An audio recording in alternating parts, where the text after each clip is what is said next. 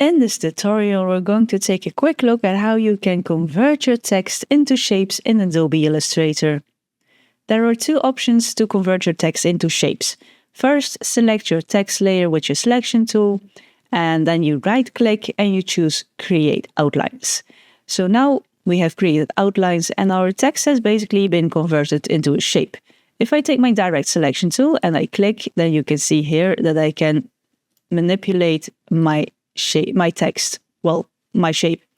So using that direct selection tool, you can transform your shapes any way you like. As you can see here, this is my text layer still. Even if I select it with my direct selection tool, I cannot change my text in this case, because it's not a shape yet. What you can do, the second option, is with your selection tool, select your text and then go to Object, and there you can choose Expand. And then you expand the object and fill. And then now if I take my direct selection tool, as you can see, I have all kinds of